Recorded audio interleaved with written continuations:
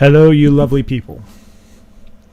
Let's hang out for a few minutes. I'm going to wait to start the stream until we get people in.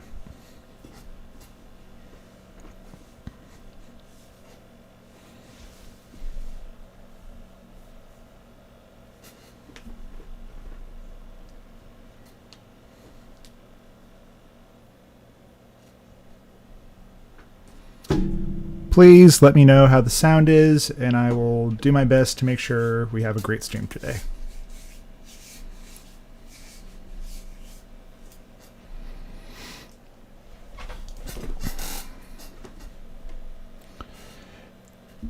Please comment 1 when you can hear me.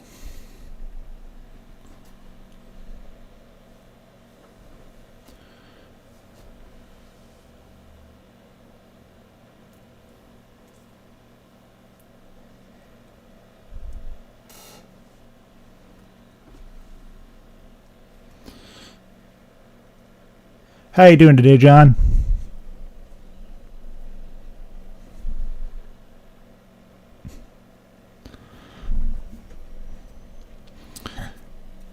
I'm going to let a few more people come into the stream before we get started. But I wanted to say today, the question I asked the other day on what people would like to look at and kind of what subjects they'd like to cover, and I feel like the idea of manifesting, healing, abundance, all that good stuff, money, winning the lottery, all kind of fit together in one subject all the way around. So I just thought I'd do this today.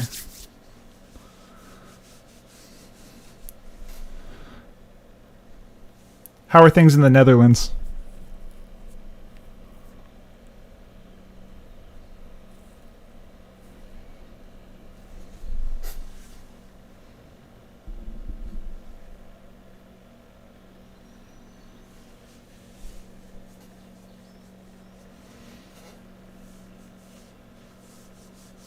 Oh, we can do ghosts another time. That will definitely be on the list of subjects to cover because I want to take well, how are things in Denmark, I should say.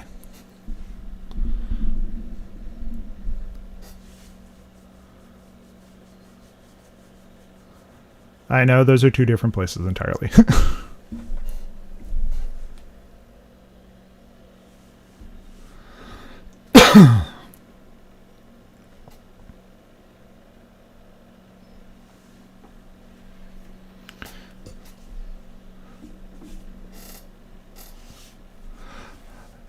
And I feel absolutely incredible today. If I'm honest with you, I've been doing a lot of meditating in the last week, and I've just kind of like cleaned out so much, and I've just kind of been in this super blissful state for the last few days.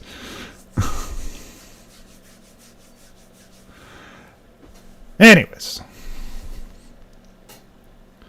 so let's start with healing, because I know that's going to be like the thing to start off everything. And let's define what pain is, because Bashar, yada, yada, yada, gives a good explanation to what it actually is.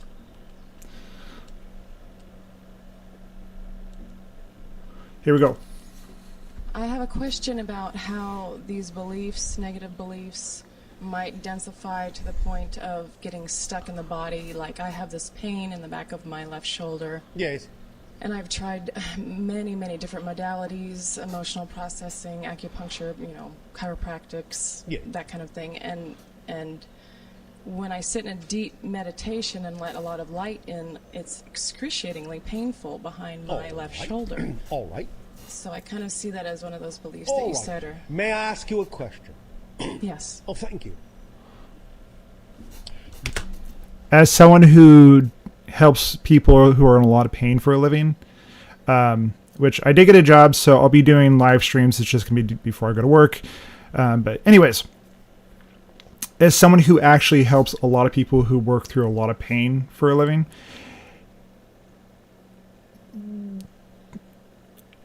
all you're there to do is actually help people and guide them to be able to heal themselves. I've always had to keep that in mind, so I stay in a grounded state instead of letting it go to my head when people make a giant step forward. What is your resistance to being your full self?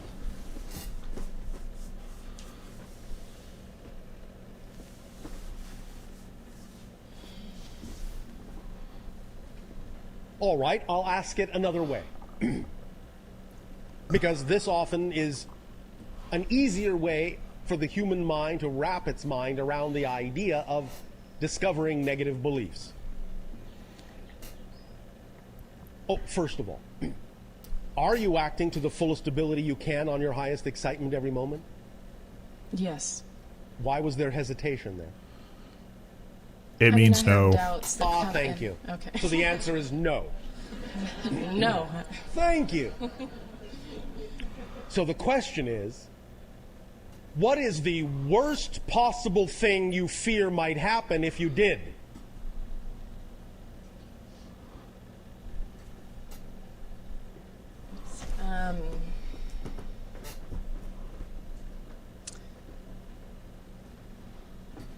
I have gotten to the point of being near destitute with money. And Near destitute? Yeah, near homelessness. So are you saying that by acting on your excitement, it created the idea and the experience of being destitute? Is that what you are saying? Yes, I guess so. When you act on your excitement, because this will all play together as we go along. When you act on your excitement, it not only it brings out the things that are positive, but it also brings out the things that are negative, that are alignment from yourself. So it's that resistance. Do you understand that that is a fallacy? Yes. All right, explain it to us. How is it a fallacy, what you have just said? Well, acting on my highest excitement, Yes. I mean, there has to be a negative belief system in there saying Yes, because that why? I don't deserve it. Because or something why? Like that. That's why. Yes, because why? How do you know that? Because I'm not living that reality. Because if you are actually truly in your excitement, if you're actually truly in that vibration, if you're actually truly in that state of being does not, by definition, contain an experience of destitution.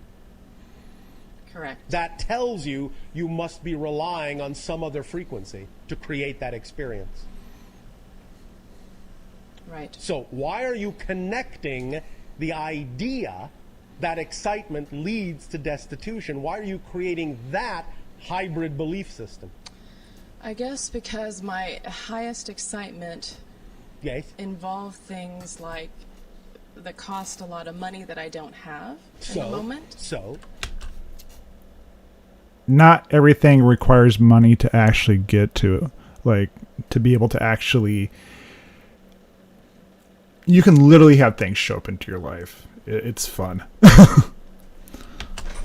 do you remember our definition of abundance? Yes. What is it? Is the complete kit. Allowing. No. Oh. The ability to do what you need to do when you Do need to you do wish it, us period. to repeat our definition of abundance? Yes, please. Are you paying attention? Yes, Are you sure? I am. Thank you. Abundance. The ability to do what you need to do when you need to do it. Period. Yes. The ability to do what you need to do when you need to do it. Sometimes that might require money, and if money is required, money will be there. And it does show up. I know as I've cleaned out stuff over the last bunch of years, it just shows up and it's fun because it comes from the most unexpected places. And when I'm in a state of resistance and I'm fighting myself, things don't show up how they're supposed to. If money isn't there, what does that tell you? Money may not be required to give you the ability to do what you need to do when you need to do it. Also, money is just a representation of energy. So if it's not showing up, that may be not be the path of least resistance. Like there may be other paths. Like I enjoy doing this stuff. This excites me. Doing just about everything I do excites me. So I just do it. And I don't experience resistance in my life. Like I don't experience any pain. It's fun. Now, we understand that money is one of the valid symbols of exchange and abundance on your planet, but it isn't the only one.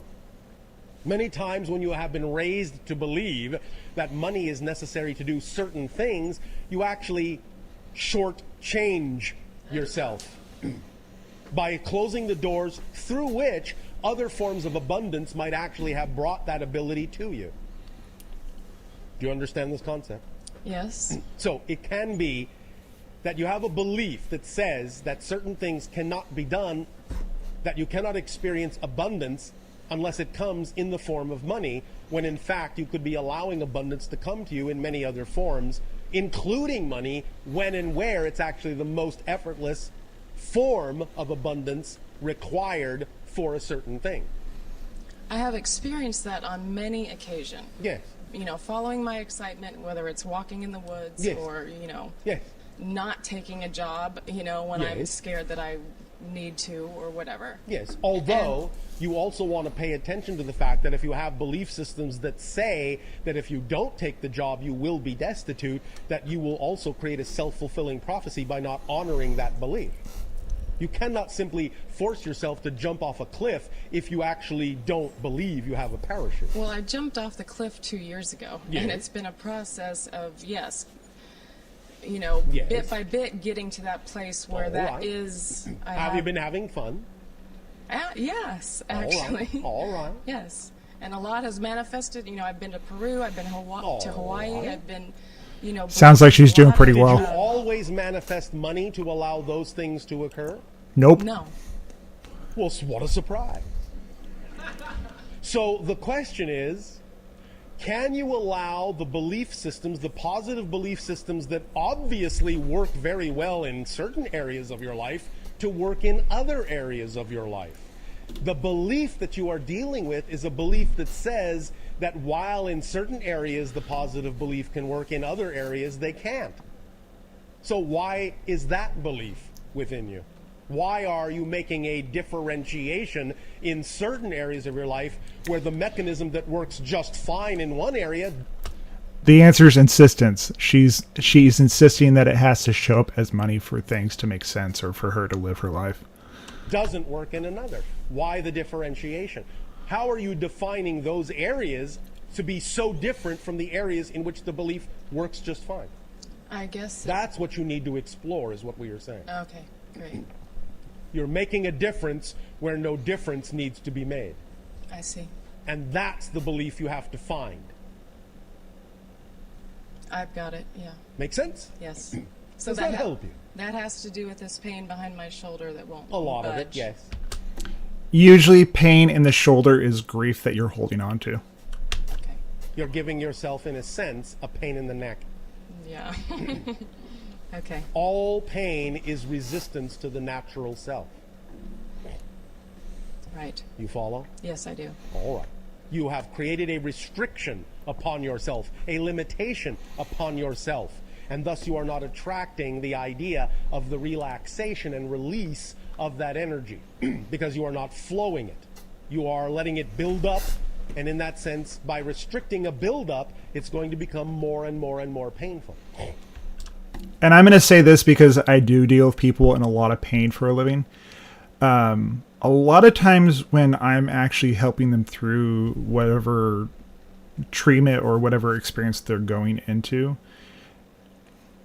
a lot of times the biggest breakthroughs come when they actually let go of the pain or the experience or the grief or the guilt that they have in those experiences. That's why when you meditate, it amplifies the pain because the meditation is putting you more in touch with it, but you're not still finding out the belief system that's not allowing you to flow your energy into certain areas of your life because of the belief system and the definition you have of those areas that makes them seem so different than other areas that work flawlessly.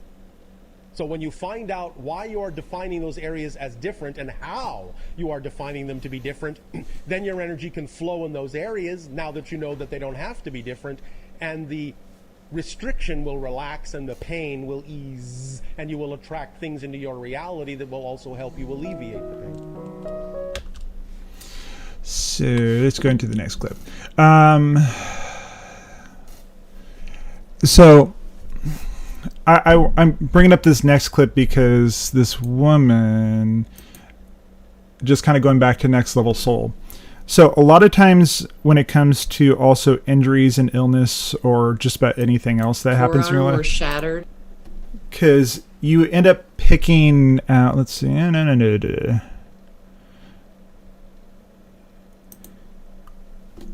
you end up picking out the thing that's going to help you and also help other people out the most.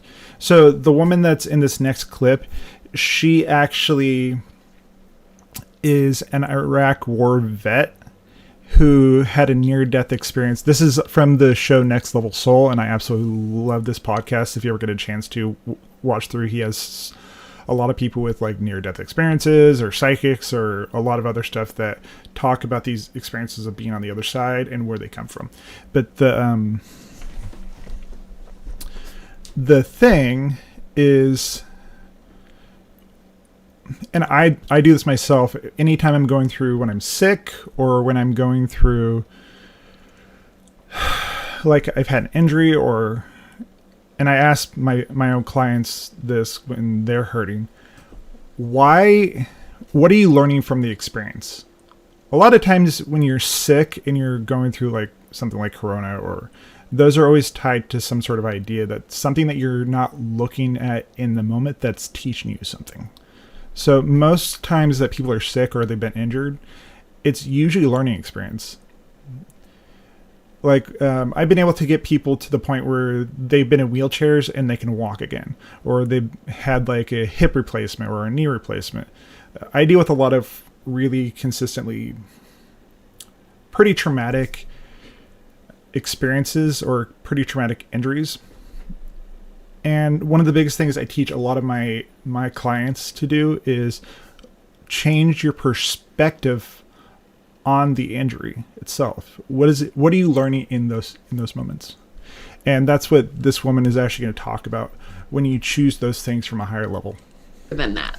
You are the awareness that is watching this character And participating. and participating through this process as well. But it's the equivalent of me getting upset that Mario Right. in Super Mario Brothers is, we chopped off a leg. Let's see how he could jump now and beat the next level without that leg. So that's amazing. What I find interesting about this, because this is the first time I've ever heard this in any of conversations I've had in near-death experience, it almost sounds like, and I'm assuming you've heard of the Soul Blueprint, what we come down here to do. In a mini way, it sounds like you were creating your blueprint for your life at this point actively, and I've never heard of anyone having that opportunity in a near-death experience or out-of-body experience. It's a very unique perspective that you're like, no, let's chop off the arm here. No, that's not going to work. Let's do that. And so, what were the injuries She experienced a roadside bomb in Iraq. you chose, by the way, if you don't mind me asking? So I had my right heel was broken and a chunk of shrapnel was in there. Both of the bones in my forearm were shattered, and the wrist, some of the wrist bones were broken. All the bones on the right side of my face were broken. I had a skull fracture.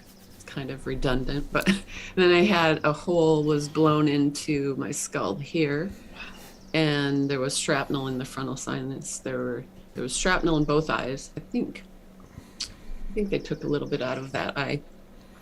A lot of damage to my right eye. The retina eventually came detached. It was tattered. They did reattach it. But these two eyes don't line up because this hole created some issues with the muscles and nerves. So let me ask you this then. What did you hope to learn in this life by the injuries you chose? I don't remember that. You don't remember that, but you And do honestly, remember. I do you don't remember care. Because I remember choosing them. You do remember choosing them. I remember choosing them and being satisfied with that. Like, oh yeah, this will be great. Boom. Just set them. I love this. I love the way you look at this. So from a higher level, when you end up with an injury of some sort, or a lot of times when people are born with a particular disability, it's there to teach them something in that lifetime about themselves or the people around them. and also the other aspect of choosing an injury, like what she's talking about in here, is the injury or the dysfunction or the resistance actually may be there to teach other people things. Like, this is going to be fantastic. Let's go. Shit, like, something to ask yourself when it comes to any injury is to shift your perspective on how you see the injury. Yeah, let's do it. Yeah, and so I think that knowing that I chose them, I mean, I think I have that knowingness on a deep level. I don't sit and go, oh, I can't believe I chose this. Why did I choose this? You know, a lot of our suffering comes from Resistance to the natural self. from resisting what is. And, you know, as soon as we say, oh, why did this happen to me? Or why am I experiencing this? Or how do I get out of this? Or fearing what this might imply, then we begin to suffer. But it's possible to say, well, here I am. How do I best handle this? And that doesn't mean you're going to be happy necessarily. It doesn't mean it's necessarily going to be easy.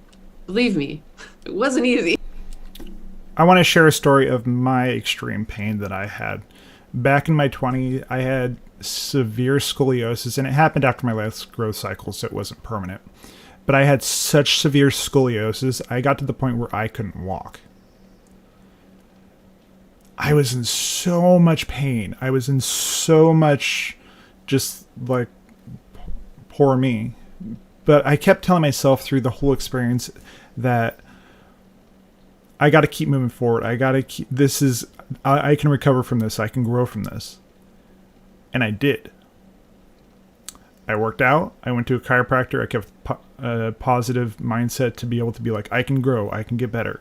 But I got to the point with my injury that I actually couldn't walk there for a short time. Like, to see, I saw a lot of people having that focus on me of like, this guy is hurting, like my family and my friends, and they felt sorry for me. They proceeded to help me out for a little while, but I was the one who actually had to do it for me. And it ended up teaching me, what I ended up learning from the experience was to have compassion for other people. Because today, because of that experience of back in my 20s, from when I could barely walk, or couldn't walk actually for a short time, because I was in so much pain, was to have compassion for other people who are also in a lot of pain. So Recovering. But if you can carry a little bit of sense of humor, and if you can remember that no matter what you experience, value can be found in it, then I think you can give yourself a little bit different experience, a little bit less difficult experience. And then after that area, the healing area, you went back again. Sorry for the timeline.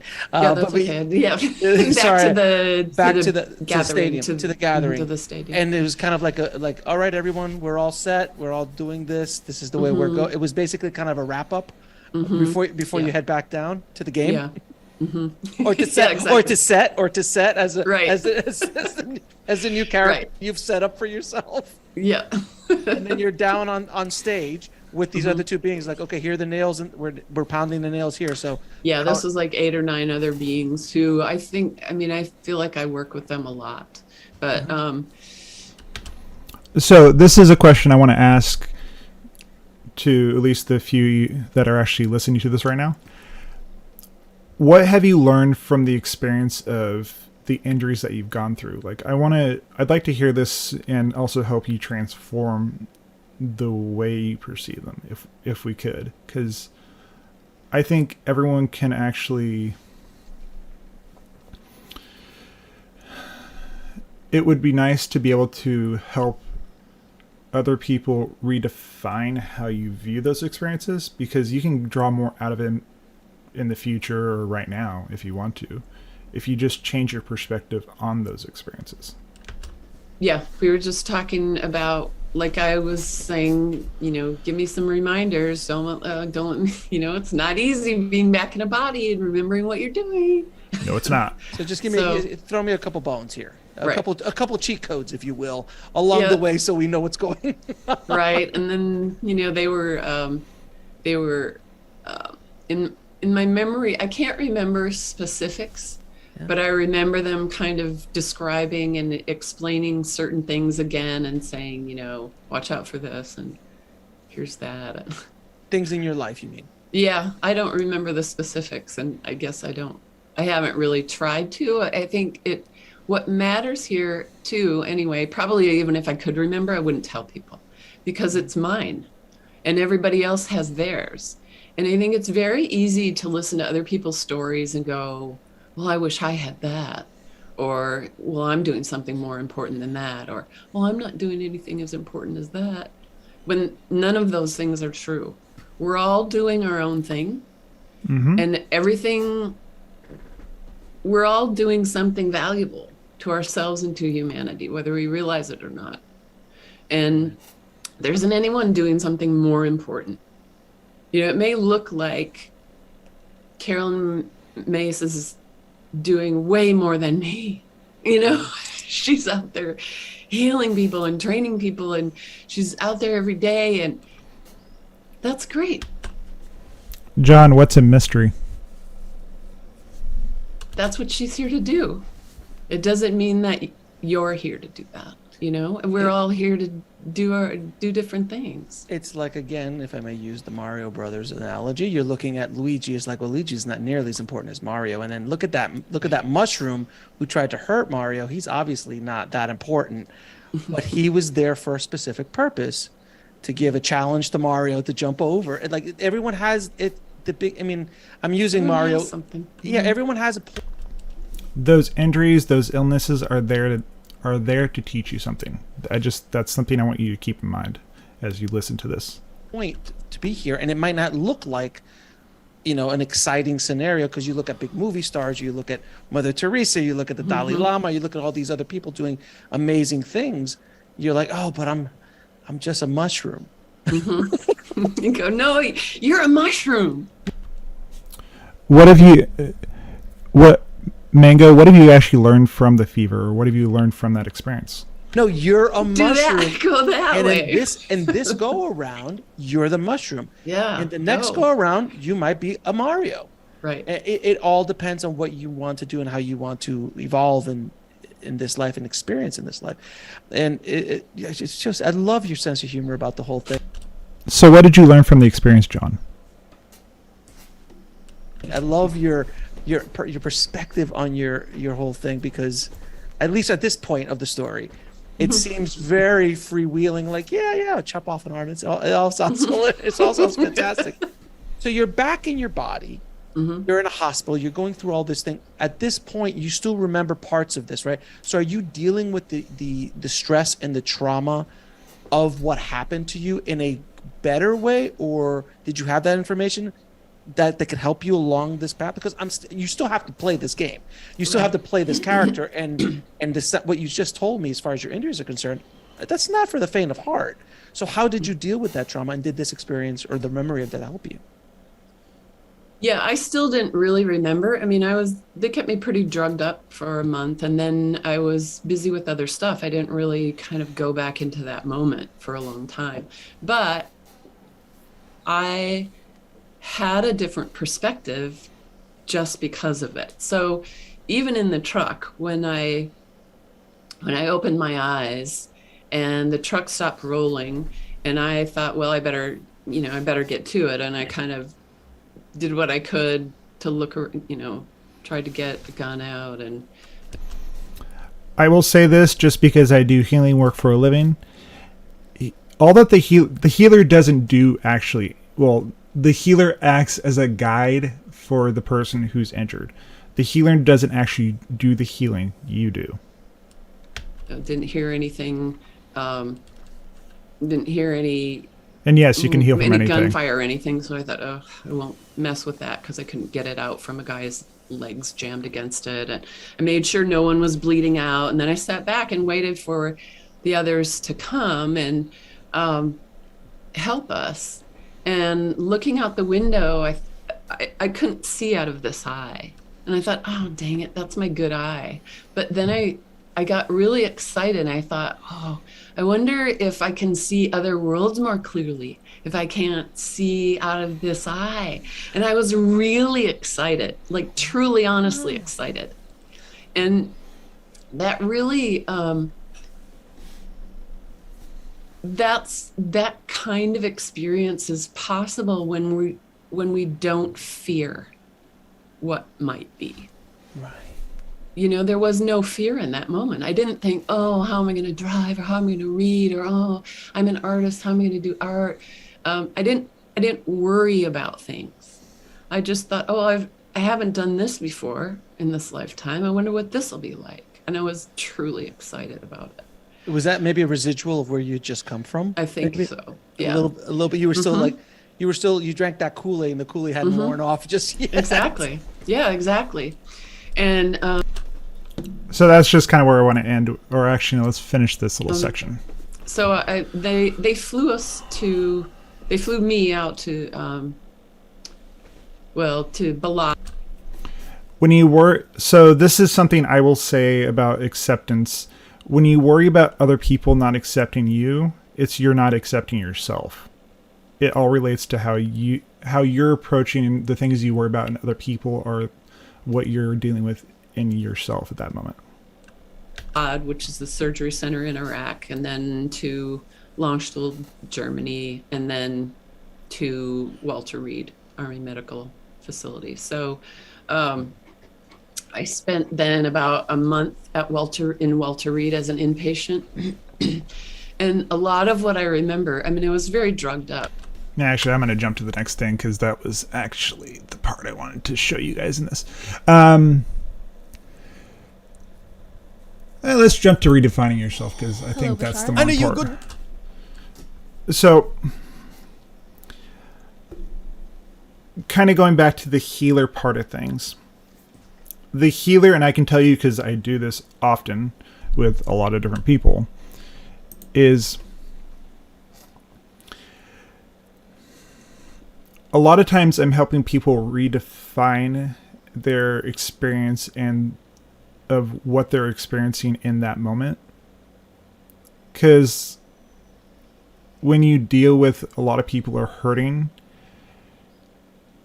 it can be challenging to think, like, when you're going through the experience, like, it can be hard to actually think that way. But the sooner you can actually think of, what am I learning from this experience, or redefining what you're going through, that's typically when you'll see the most growth and the most change in your experience. Typically, when it comes to healing, you're holding on to something, whether it's anxiety, which typically is anger, it's grief that you're actually holding on to. You're worried about the future, that what might happen. The only time you really have is right here and now. So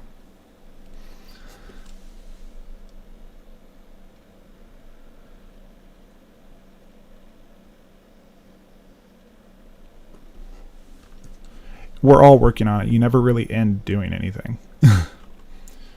And I wanted to jump to this one because this goes back to, this will feed into the whole manifesting part of things.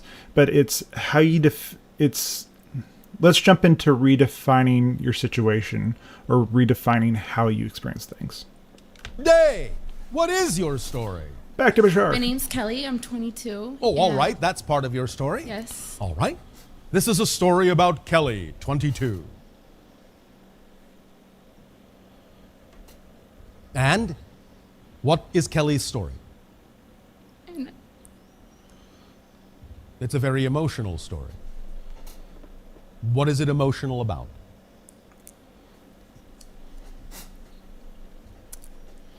Take your time. What are you feeling? What was that? What are you feeling? I'm not saying if you need surgery, this is not medical advice, realistically speaking, but this is just understanding the process of healing. If you need surgery, go get surgery, dear God.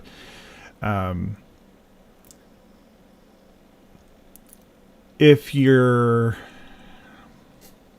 this is talking about personal healing and also redefining your experience so you get a different, like, say you have a large gash, don't just sit there and let things bleed out.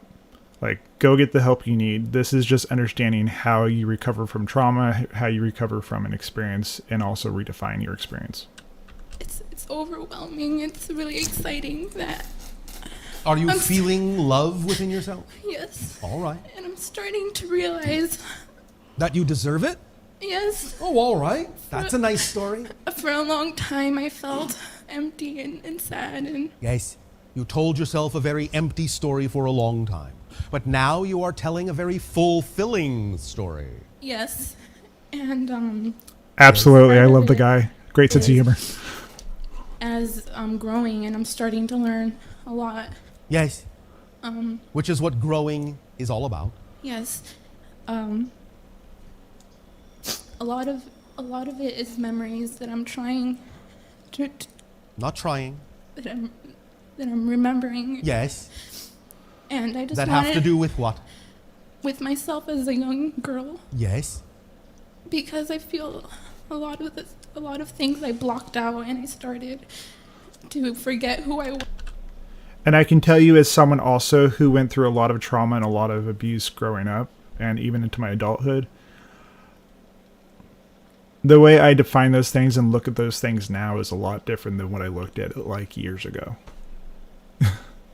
And All right. because it was painful to think about it. All right. But now you understand that you can invent yourself at every moment as a new person. Yes? Yes. And as you do so, the things that Absolutely. you're calling past memories actually have no longer any relevance for you because you're not that person anymore. Literally. Mm-hmm. They literally have nothing to do with you anymore if you choose to define yourself that way. Do you understand this concept? Yes, but sure. All right.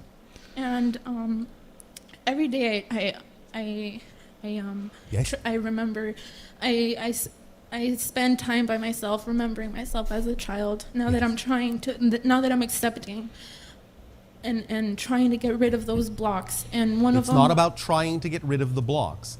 It's about investigating the belief systems that you've bought into and identifying those beliefs so that you can recognize that the beliefs that are out of alignment with your truth don't belong to you and you can let them go.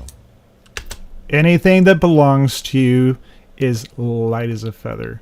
All those other things that you took from other people or that they gave to you for you to be able to survive in the world that you grew up in, those don't belong to you. Those belong to someone else.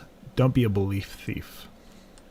You may have simply been given them by parents, by friends, by society, but once you identify them as someone else's beliefs, you will understand they don't belong to you and you can let them go. Mm-hmm. Because you don't want to carry what doesn't belong to you. Yep. You understand? Yes. So let them go if they don't belong to you. Because once you understand they don't belong to you, they have no more effect on you. Because effect is only what you choose to be affected by. And if you have beliefs that are unconscious, you feel the effect because you're not aware of what the belief is. But once you know what the belief is, once you identify it, it no longer has an effect because you can recognize you no longer prefer it to have an effect. You're no longer choosing it to have an effect. And so it no longer does. Identification of the beliefs is key.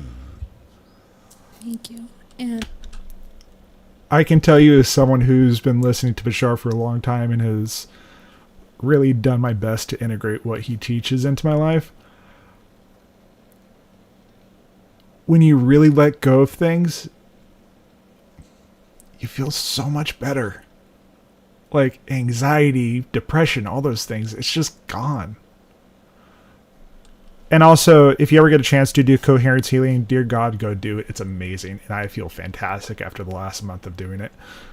one more is, as I'm remembering these memories of myself as a kid, a lot of them, they are exciting and Yeah, because typically, like, think about the beliefs that you have. If you're holding on to something that doesn't belong to you, or it's like taking on extra weight. It's like you have your normal weight that you are, like your normal body. You can move super smooth through the world, but when you take on beliefs from other people, it's like you're continuously like putting 10-pound weights on you, just constantly, like, and after a while, you're moving a lot slower because you're taking on weight that doesn't belong to you, things that belong to other people, other weights that belong to other people.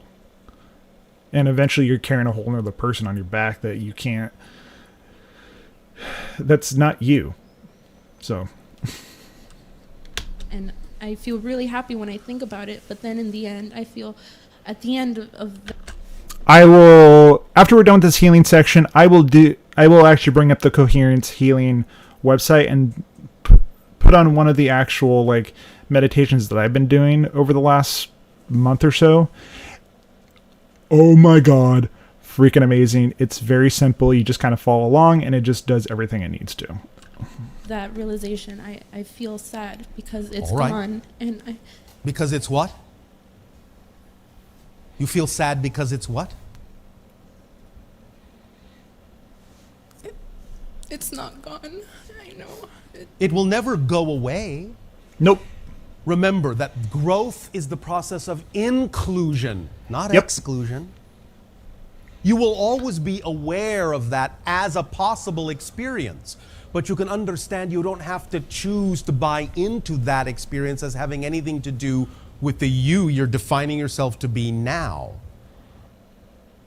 Do you understand the difference? Yes.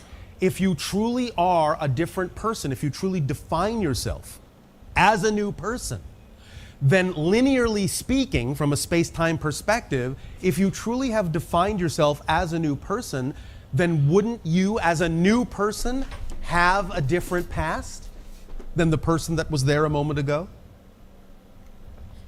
Could you repeat that one more time? Yes, I can.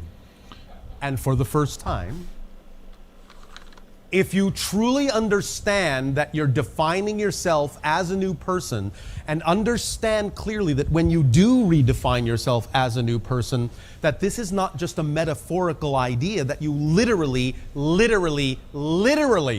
are a new person, then linearly speaking, from your space-time perspective, every different person has a different history.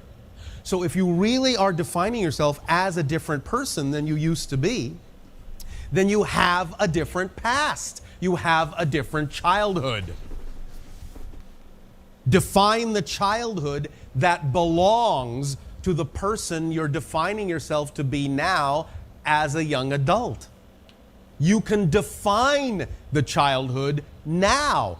You create the past from the present, not the other way around. Yep. The past does not define the present unless you choose to create that illusion. But Your past and your future are created from the present. This goes back to the idea of shifting between parallel realities. What you perceive as your past or as memories is just other parallel realities that you're no longer in.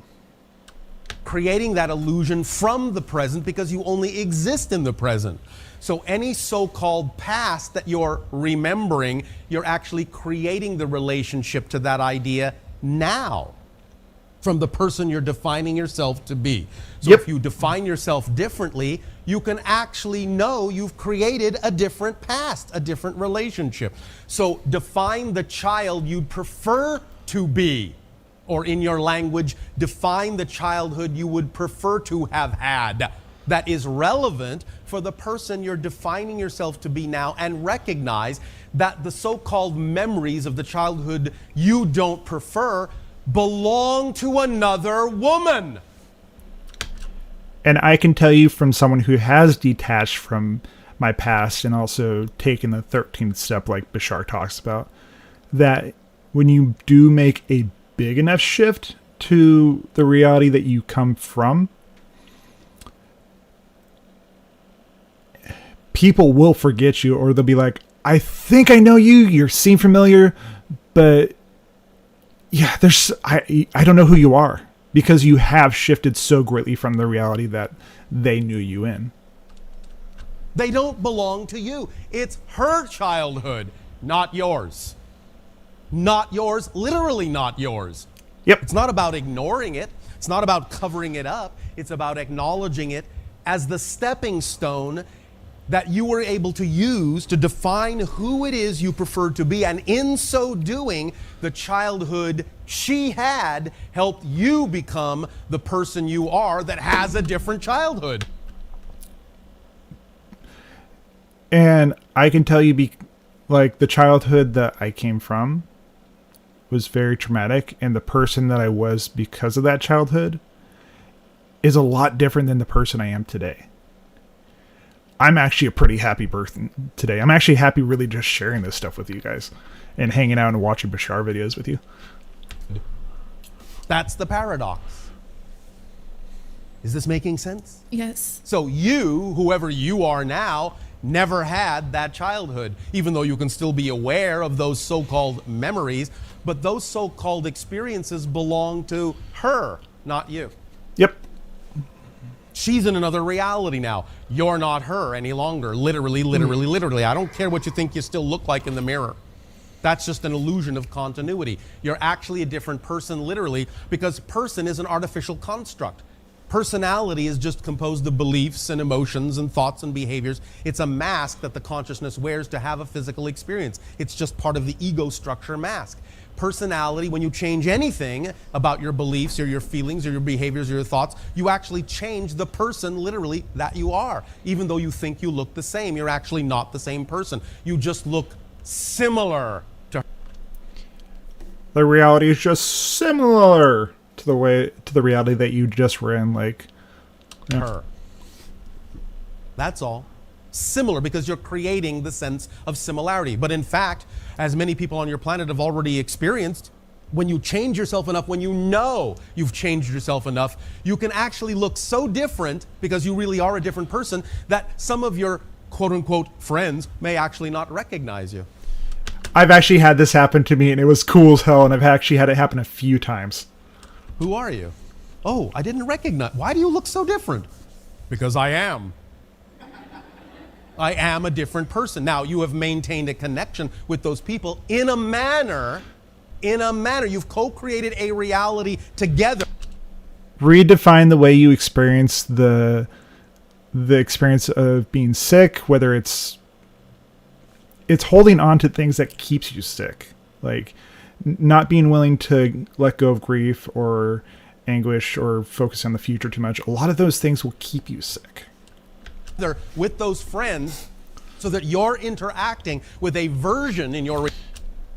And towards the end of the session, I will bring up the coherence healing. I want to actually, after this, I want to jump to something else as far as manifesting, but just kind of know that the reality you are experiencing, that you're manifesting in the moment, is based off the actions that you actually do in every moment. reality, a version of those friends that contains the ability to recognize the difference. Were you to simply not need that experience, then you would simply be capable of changing enough. I'm just talking about a possibility here. You would be capable of changing your appearance to match the differences within you enough so that any of the people that the old person used to call friends would actually literally not recognize you when you walk by and wouldn't even say you look different. They just wouldn't know who you were.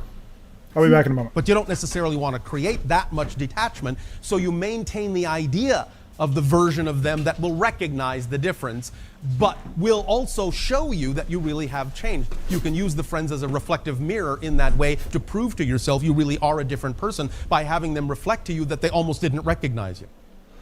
I You have understand? I have But you absolutely really had are a this different happen. person. Literally. Take me. It's cool as hell. Yes. It's not an analogy.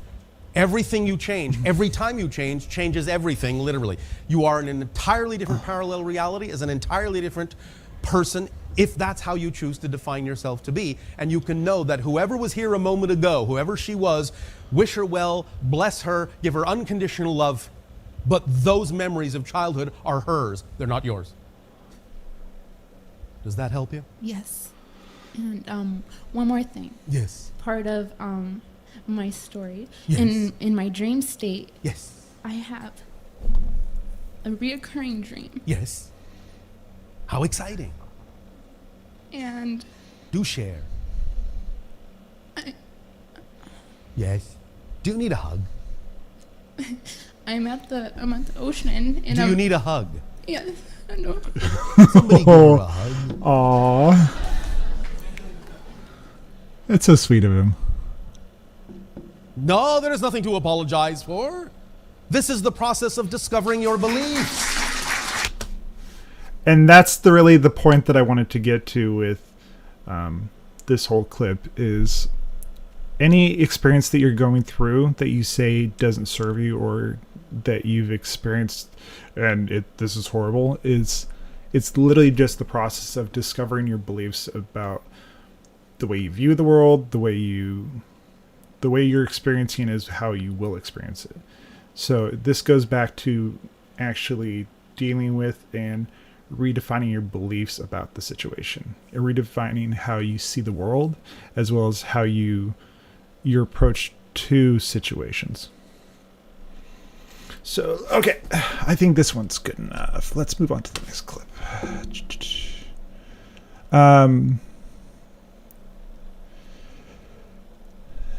And also, you can, as well as being sick, Unworthiness. the feeling of unworthiness from 2016's Black Box 2, which I do have, and we will do on some future live stream. But the feeling of being unworthy can also lead to a lot of illnesses as well, because you don't believe that you're worthy of existence. You exist we all exist on purpose. There is no such you are the meaning giver to everything in your life. So feeling unworthy can lead to a lot of illness as well. Core Yes. negative belief. And Do you have that? I'm not really sure. It's actually, I just had gotten to the point where her dream was, I don't remember what her dream was. I don't believe she actually said it in the clip. I just kind of want to move on to the next thing. Maybe, probably, if we're having this conversation. All right, and let's stop right there then and stay in the moment. Why do you believe you're unworthy?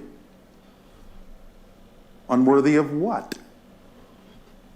You're obviously not unworthy of existence, or you wouldn't exist. Is that not enough of a reason to be worthy? That all that is thinks you're worthy of existence? Believing that you're unworthy to exist is actually arrogance. It's not humility. Otherwise, why would you exist? All that is doesn't make mistakes. There has to be a point to your existence, and if there's a point to your existence, then you must be worthy of it. So why not start there? This is perfect because I hear you. But you refuse to accept it? Or believe Yes, it. so does that mean there's a belief under that belief? Yes. What's that belief? Absolutely. Well, what would happen if you accepted it? What are you afraid would happen if you accepted it? That it'll turn out to be false, you'll be disappointed, you'll be unworthy again, somehow you can't make could it be work? one. That could That's be one. impossible to Well, be then unworthy. that's a belief you've discovered. Work with it. Let it go. Does it make sense? Not really. It's illogical if you really stop and think about it. You Yeah, probably actually, picked it up from your right. It is- parents, your it is- schooling, your society, your friends. It's not yours. Stop carrying around other people's beliefs. Don't be a belief thief. See, that's That's very rude. helpful because one of the beneficial things I've noticed about this period is that they're so in my face that it does get to the point where it's like, this is ridiculous. Yes. Why? What's the point? It's Yes, the same story. and that's exactly where you need to get, to the point where you see that it's ridiculous. Then you'll drop it. And I really want to help other people with You that. will. The more you are yourself, the more you help others. What it says in the video, make sure you like and subscribe if you haven't already. And that's the end of that clip. So many great things. Let's jump on to the next thing as far as so another approach that I found outside of the idea of of Is your concept of outside of the idea of that I've found from A Course in Miracles and a lot of other sources. One of the things that helps you let go of old situations and old belief systems and a lot of experiences that you've had in the past that you haven't resolved is the idea of forgiveness. And it's also something that helps you heal much faster. forgiveness?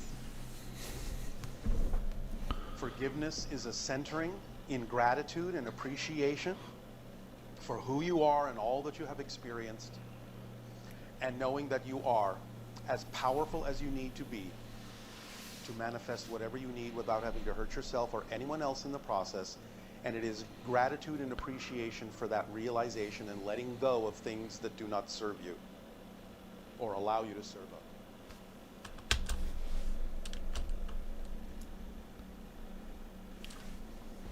All that is not complete without you.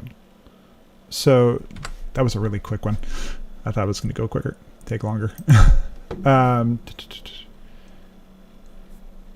And this, and then kind of I'm going to bring it to healing yourself. Or let's go heal yourself. That's probably a better one. We will say one more thing, however, about the idea of healing the self. That you can use to attract whatever information you need that has to do with healing. So this goes as to why we're all watching this today together. It's because you're attracted to the idea of healing, and whatever the avenue for which you need to be able to actually heal or hear or anything to help you come to terms with the experience. Because a lot of times you do choose these experiences to teach you something. Like every time you're going through an experience of pain or suffering, it's literally just a healing experience that you've given yourself. So if you use this permission slip, because it is generally key to the collective energy vibration of your entire species, you will find that it will generally work for most of you in whatever way your imagination so desires. So instead of allowing us to deliver specific health information, we deliver this now to you in this way, and you can use this however you want, whenever you want, to get into the proper state to attract the information you require dealing with health issues in your society. It is a 3-minute meditation. Very simple.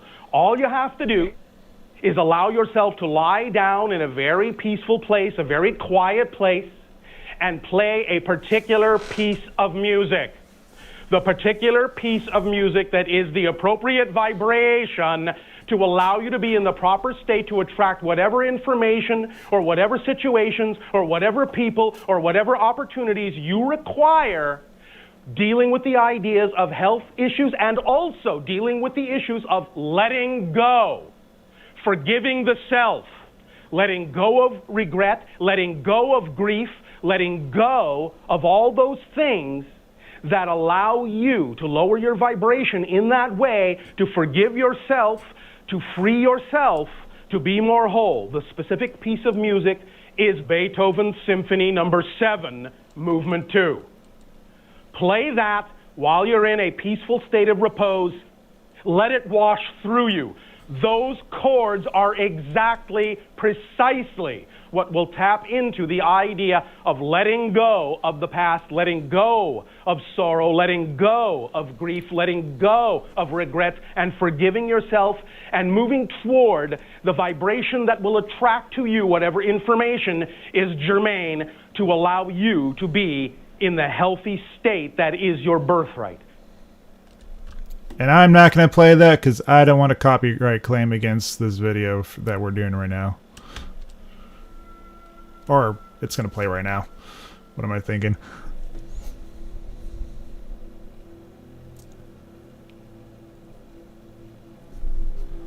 Hey, let's jump past that. Let's jump to heal anything. Healing anything.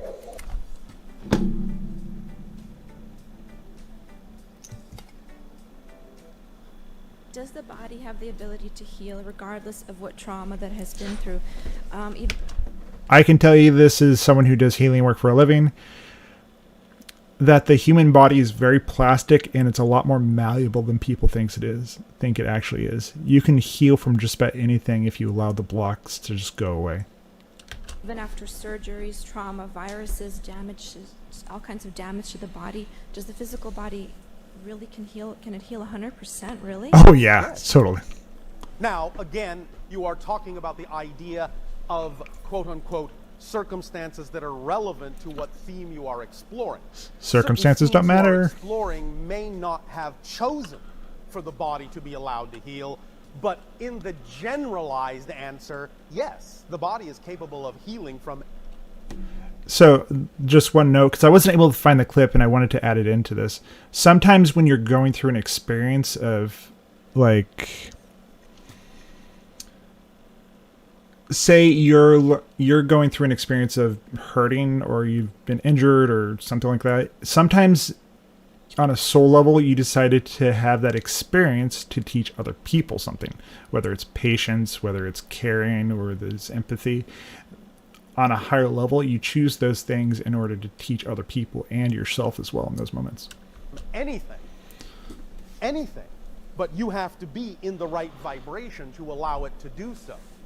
And again, taking advantage of the collective agreement of the ideas in physical reality that you allow yourselves to generally be affected by automatically.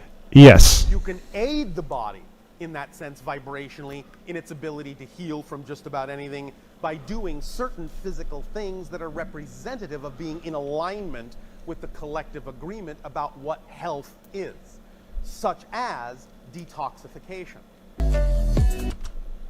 So, and I know Bashar has said this many times in other transmissions, not to mention the last few years because he's moving on to other stuff. But one of the first things that you should always do anytime, and I've heard Ryo, I've heard Bashar, I've heard many other channels, the very first thing that most everyone should do is a thorough detoxification of the entire body. Because that can usually lead to a lot of things like, say you have allergies. If you detoxify the liver or the actual, your system, whether it's beliefs or it's physical ailments, a lot of times if you just detoxify the body, it will actually heal itself much more easily than it would if you were... It's like trying to run uphill with a rope pulling you downhill with, or 40 pounds of weight right behind you that's stopping you from moving forward and just running up the hill.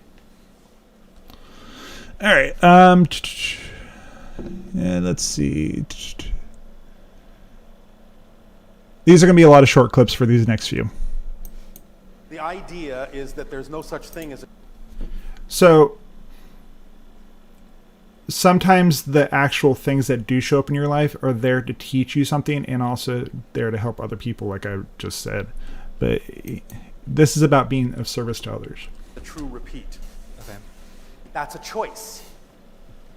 You see, perhaps part of what's happening here is that you might be using terminology that's a bit out of date. So the idea is that these old-fashioned ways of describing things don't necessarily represent what's really going on in the mechanism. So the concept of service to self, service to others. And also, so getting to understand why healing is as important to people, and also what I've heard Bashar and other channels say, as we move forward, as we move up, a lot of those old, really low vibrational experiences will actually be left behind, and we have to deal with those so we can actually move on to a higher level. You can't move forward into fourth density with third density problems. So that's actually why this is important to understand the idea of what healing is and why it happens. It's you're attracted to those things that will help you and other people to grow and change into the person you need to be able to exist in fourth density. Is understood in a couple of ways. If you want to talk about that as a split, that's fine. But it's really just a perspective. Yep. Those that value service to self above service to others, in a sense, are choosing a more negative way of experiencing the idea because they are creating a segregational energy. Those that value the idea of service to others will understand the same idea from a more positive direction because they look at it as a whole system and already realize that service to others is service to self. Because you... And that's why I'm doing these streams, because I view it as a service to all of you to summarize particular subjects. So when you listen to Bashar's material or any other teacher, it simplifies what they actually say in such a way that you're able to be like, oh yeah, that's exactly what they're saying, in a much more simple way, instead of making it this big convoluted thing that only they understand. Can't be left out of a whole system. Whereas those that experience the idea or perceive the idea or identify the idea as service to self first, in a negative way, are not seeing themselves as part of a whole. They're looking at it in a segregated component sort of orientation. Now, it doesn't mean that it's not important to focus on being your true self. That's not the same thing. Because being your true self first is what actually allows you to be of service to others. Because if you're not you, how can you help anybody? Yep. And if you're not you, how can you have a relationship with other people? Because you're not truly in a relationship with them. They're in a relationship with who they think you are. So there's a couple of different ways of looking at this concept, some of which are a little bit more aligned with the negative idea, some of which are a little bit more aligned with the positive idea. But it's really about looking at whole systems as opposed to breaking things apart into components.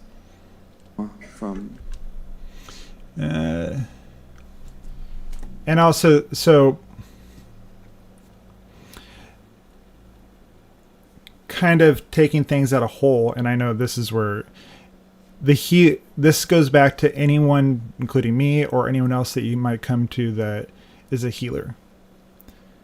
Understanding what actually healing others actually is. Their lives. For Oh, all right. How exciting for you. It absolutely is exciting, and sometimes it feels like it's too much. Sometimes I'm taking too much on. Sometimes I'm too much processing it too much. I have a very big secret then to tell you. That's why I'm here. About exactly what to do. Take a break. Yep. When you're feeling overwhelmed, the most simple thing you do is just take a breath, take a nice couple deep breaths, and just allow yourself to relax. That's why I've taken the last month off of work. You can, you know. I do.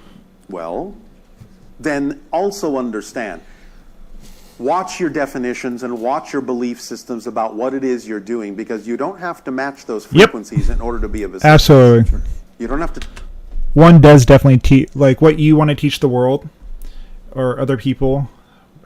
What you put out is what you get back, or how you want to treat, or how you want to be treated, is exactly the thing that how you will treat other people in that moment. If you're having an expression of people talking over you or that you're worthless, it's because you're giving yourself the idea of polarity to give yourself the experience of like, I'm not good enough. Well, that's kind of arrogant. To take that energy into your own energy. You don't have to be the vibration of something you don't prefer. And my favorite quote from A Course in Miracles, teach only love, for that is what you are, because you are the vibration of love. That is your core being. That is your core frequency of who you are as a person. To be. And in fact, if you do that, while on one hand it may seem... And also, if you're truly being yourself, you will honestly, like, the more you're truly, like, at your core who you are, you will spontaneously heal. A lot of, like, you will shift the higher your frequency is, because it will no longer hold on to those things that you're not, because you've shifted to a higher vibration. Will no longer hold on to the things that are down here at this very low vibration. That you are being sympathetic, which may be one of the reasons why you unconsciously do it. But the idea is to be empathic and compassionate and give them the vibration they need to match in order to raise their frequency to pull themselves out of trauma and heal themselves, rather than you matching their frequency of trauma just because you think that in order to be somewhat identifiable to them that you have to be sympathetic in that way, which you don't. Right. Does that help? I fully understand. All right. Absolutely.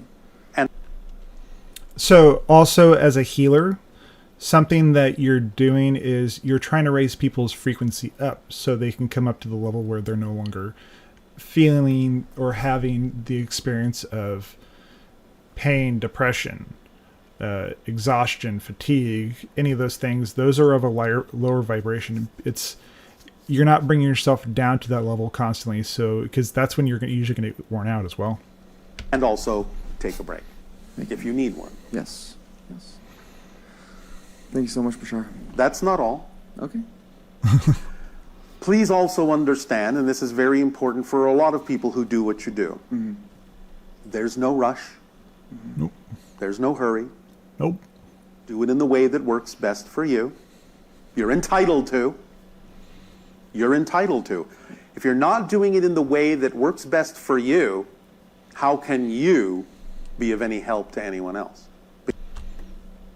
And that's why I quit the last place I was working, because I was no longer in a space, personally, where I felt like I could actually do my best work to help other people in that situation.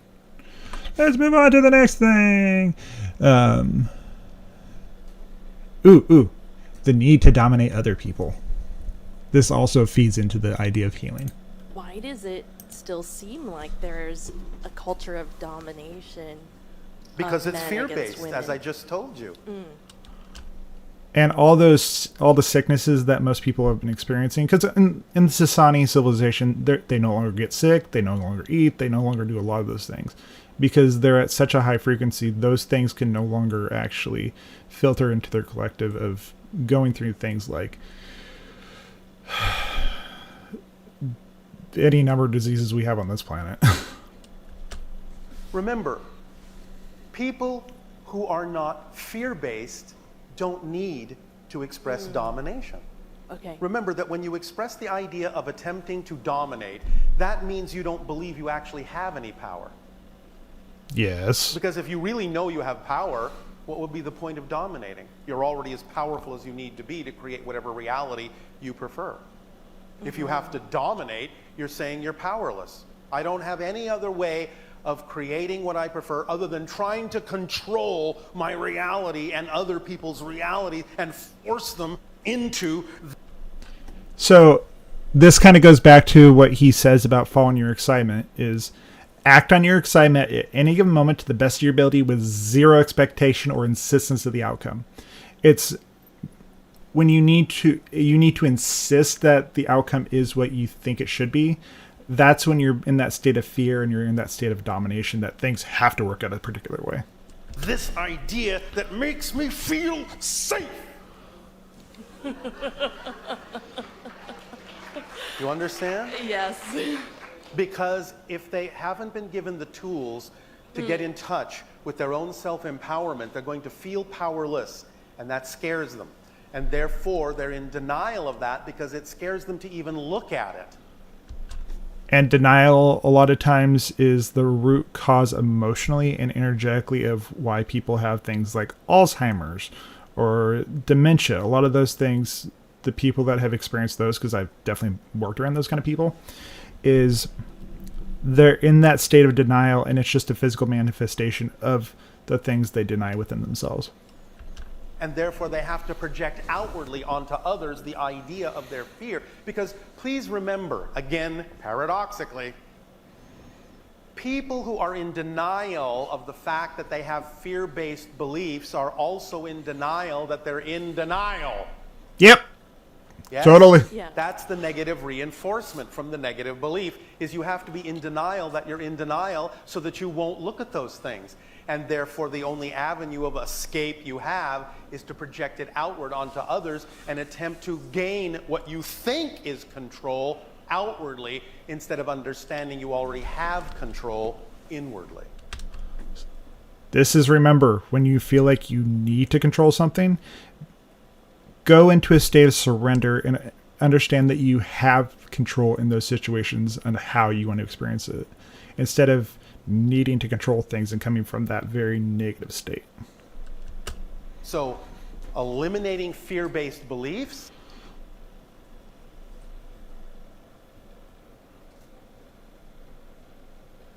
Why is the without sound having to cutting hurt out? themselves or anyone else in that process then you'll have a different world. Then you'll have a balanced world. Souls born with I'm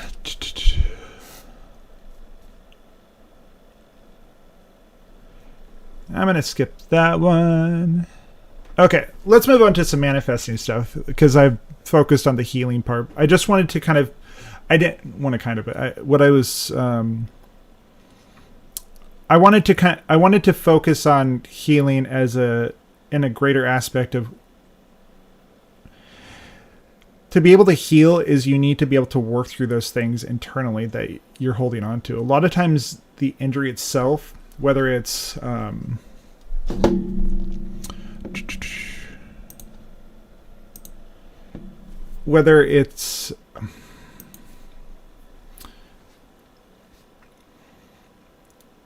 it's not that you don't want those things. Wanting and having are energetically are also two different states entirely, because when you have something, it will absolutely 100% manifest into your reality. Wanting something also comes from a state of lack. So when you want something or you're jealous of someone who has something you don't, you're in a state of desire that tells you want to go in a particular direction. Say, since we've been talking about needing to heal, you desire health. So the negative state of not possessing something gives you the desire that say, hey, I'm missing this thing that would balance out my energy and my life. So let's go to manifesting a desire. One of the things we will also be discussing in this segment is the whole concept of, in a sense, what you call manifestation. Now, let us provide you a slightly different idea and understanding of the concept of manifestation. Because many of you, when you think about the idea of attempting to manifest something, bring it into your reality, make it appear, solidify it, crystallize it, make it experiential. So when you're single and you desire a relationship, you take action to fulfill that desire that you have. So it kind of goes back to the state of action. The desire is that guiding mechanism that's getting you to go towards having an experience and bring it into your reality. Are coming from a point of view, also definitionally and belief system related, that it is something that does not exist in your reality that you are attracting into or bringing into. And also, when you desire something, you feel energetically, if it's coming from a positive place, it will be something that raises you energetically because you feel like it's missing from your current experience or the current vibration. It's the thing that will teach you, or it's the desire that sends you in a particular direction in order to actually learn something from that, whether it's positive or negative, it doesn't matter. From a higher perspective, it's all just a learning experience. To your reality, that somehow it is ephemeral and non-physical, and you have to somehow make it solid, make it appear, make it real. That is not the case. What it is that is representative of your preference and what you call your desires to manifest already exists in your reality. It is already manifest.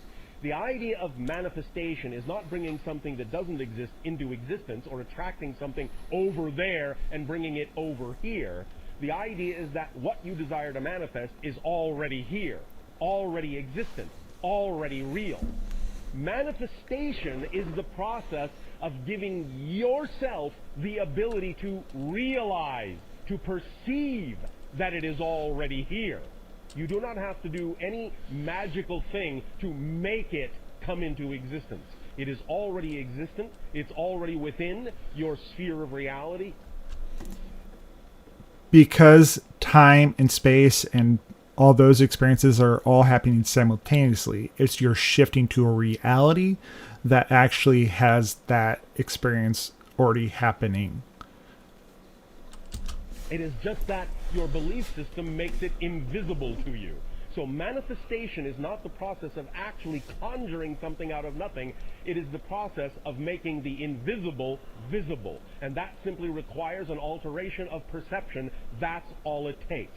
So And we're frequency. going to be talking about that idea as well. And let us begin right there. The idea of one of the mechanisms of manifestation that allows the invisible to become visible is something that uses the power of paradox very strongly. And you're using your vibration, your experience of a frequency, to determine what you're experiencing in your reality, whether it's sickness. And it goes back to the redefining your experience of a situation.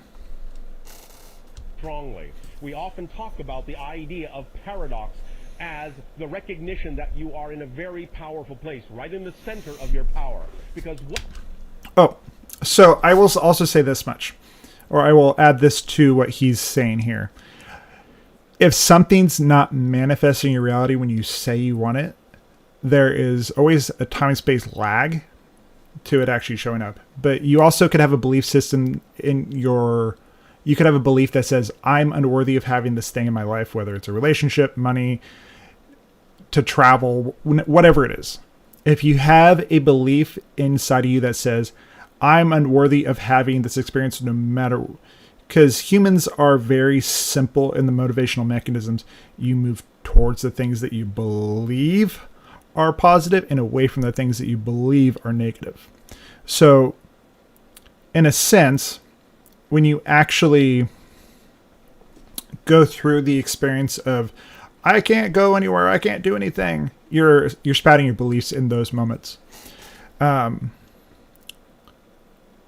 If you're working towards something and it just isn't showing up, a lot of times you just got to keep going a little bit further.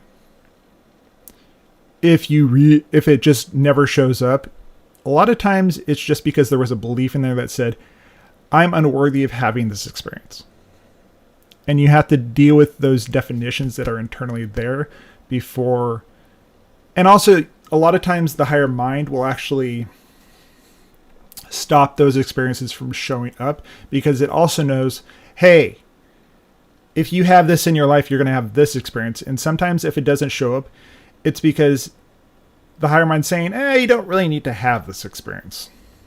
What to you may seem paradoxical, what to you may seem contradictory, two opposing ideas that cannot necessarily seem to coexist, but do coexist, tells you right then and there that there must be a middle ground from which they both come. And that middle ground, that balance point, is your place of power, from which you have generated the apparently paradoxical and apparently contradictory concepts. But because you can perceive them both, it tells you that just the perception of those things alone tells you that you are actually in the center of those things, that they come from the center of your being, and that you're simply seeing reflections of the polarity, expressions of the polarity of creation. But polarity within you combines and interacts in a very specific way to generate your true perfect place of balance and perfect place of power.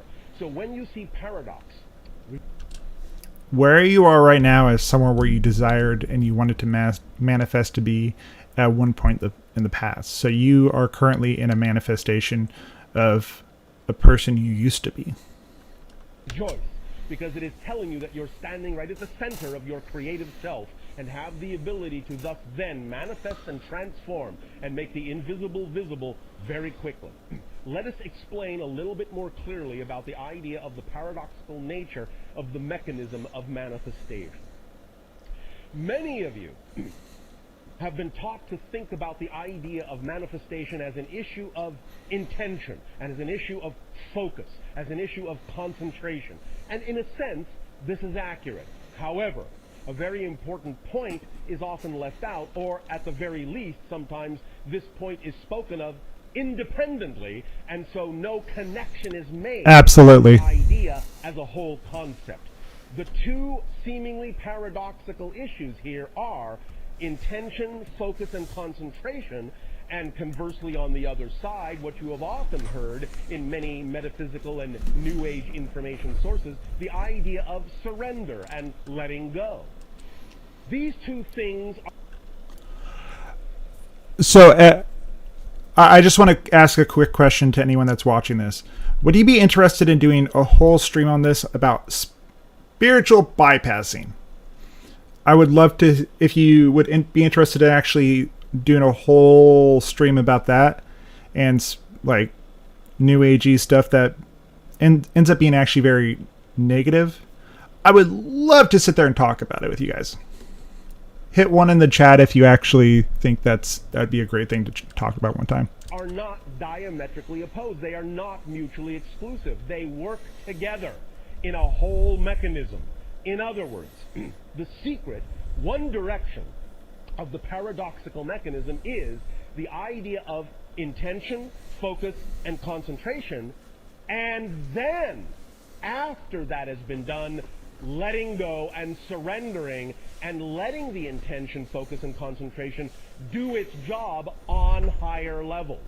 Working these two things, linking these two things together gives you the entire mechanism of manifestation, or at least one direction of the energy. We will discuss the other direction in a moment. But first, let us again amplify this concept. And again, understand this connects to the notion of the 15-minute time span in the following way. Any time that you have a desire or a preference for a manifestation, the idea, yes, is that in a sense it must be representative of your passion, it must become your world.